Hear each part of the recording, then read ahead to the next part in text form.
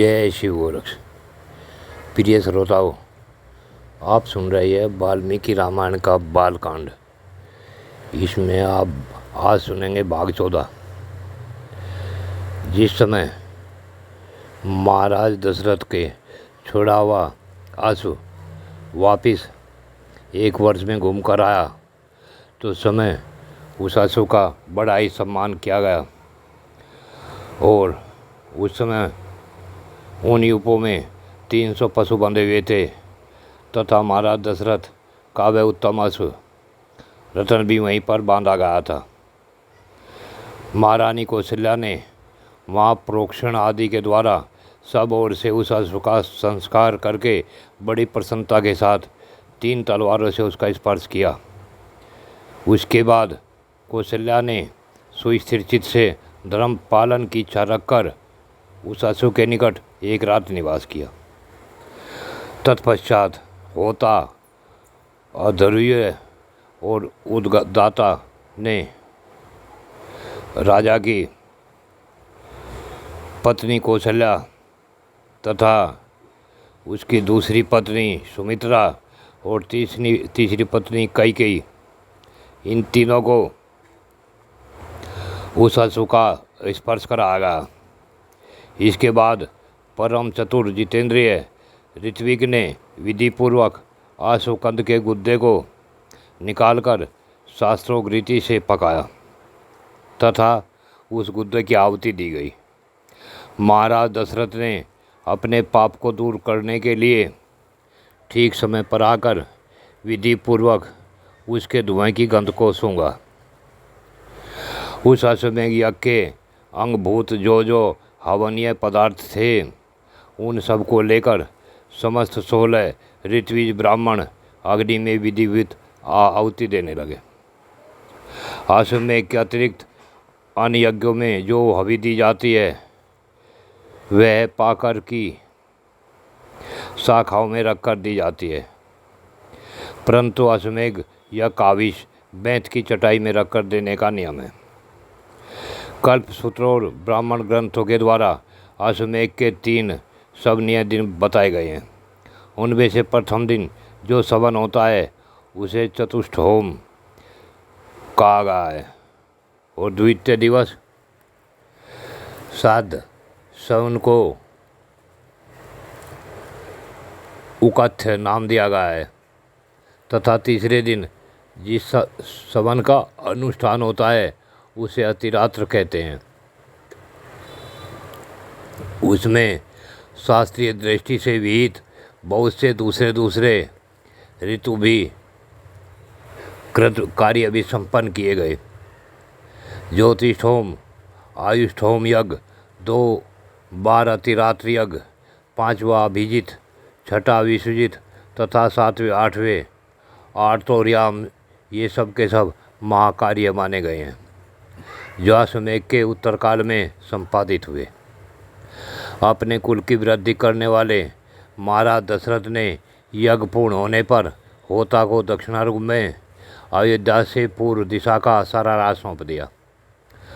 अधर्यु को पश्चिम दिशा तथा ब्रह्मा को दक्षिण दिशा का राज दे दिया। इस तरह उद्गाता को उत्तर दिशा की सारी भूमि दे दी। पूर्व काल में भगवान ब्रह्मा जी ने जिसका अनुष्ठान किया था उस अश्वमेध नामक महायज्ञ में ऐसे ही दक्षिणा का विधान किया गया है। इस प्रकार विधिपूर्वक यज्ञ समाप्त करके अपने कुल वृद्धि करने वाले पूर्व शिरोमणि महाराज दशरथ ने ऋतुजों को सारी पृथ्वी दान कर दी। यूँ दान देकर इक्ष्वाकु कुलनंदन महाराज श्री दशरथ जी के हर्ष की सीमा न रही, परंतु समस्त ऋत्विज उन निष्पाप नरेश से इस प्रकार बोले, हे महाराज, अकेले आप ही संपूर्ण पृथ्वी की रक्षा करने में समर्थ है। इसमें हम में इसके पालन की शक्ति नहीं है, अतः भूमि से हमारा कोई प्रयोजन नहीं है। हे भूमिपाल, हे महाराज दशरथ, हम तो सदा वेदों के स्वाध्याय में ही लगे रहते हैं। इस भूमि का पालन हमसे नहीं हो सकता, अतः आप हमें यहाँ इस भूमि का कुछ निष्क्रिय मूल्य ही दे दें। महाराज दशरथ मणि, रतन, सुवर्ण, गौ अथवा जो भी वस्तु यहाँ उपस्थित हो वही हमें दक्षिणा रूप में दे दीजिए। इस धरती से हमें कोई प्रयोजन नहीं है। अब वेदों के पारगामी विद्वान ब्राह्मणों के ऐसा कहने पर राजा ने उन्हें 10 लाख गौएं प्रदान की, 10 करोड़ स्वर्ण मुद्रा तथा उनसे चौगुनी रजत मुद्रा अर्पित की। तब उन समस्त ऋतुजों ने एक साथ होकर वह सारा दान मुनिवर, श्रृंगी ऋषि तथा बुद्धिमान वशिष्ठ को सौंप दिया। उसके बाद उन दोनों महर्षियों के सहयोग से उस धन का न्यायपूर्वक बंटवारा करके वे सभी श्रेष्ठ ब्राह्मण मन ही मन बड़े प्रसन्न हुए और बोले, महाराज, इस दक्षिणा से हम लोग बहुत ही संतुष्ट हैं। इसके बाद एकाग्रचित होकर महाराज दशरथ ने अभ्यागत ब्राह्मणों को 1 करोड़ जाम्बूनद स्वर्ण की मुद्राएं बांटी। सारा धन दे देने के बाद जब कुछ नहीं बच रहा तब एक दरिद्र ब्राह्मण ने आकर राजा से धन की याचना की। उस समय उन रघुकुल नंदन महाराज दशरथ ने उसे अपने हाथ का उत्तम आभूषण उतार कर दे दिया। उसके बाद जब सभी ब्राह्मण विधिवत संतुष्ट हो गए उस समय उन पर स्नेह रखने वाले महाराज दशरथ ने उन सबको प्रणाम किया और प्रणाम करते समय उनकी सारी इंद्रियां हर्ष से विह्वल हो रही थी। पृथ्वी पर पड़े हुए उन उदार नरवीर महाराज दशरथ को ब्राह्मणों ने नाना प्रकार के आशीर्वाद दिए। तदंतर उस परम उत्तम यज्ञ का पुण्य फल पाकर राजा दशरथ के मन में बड़ी प्रसन्नता हुई। वह यज्ञ उनके सब पापों का नाश करने वाला तथा उन्हें स्वर्गलोक में पहुंचाने वाला था। साधारण राजाओं के लिए उस यज्ञ को आदि से अंत तक पूर्ण कर लेना बहुत ही कठिन था।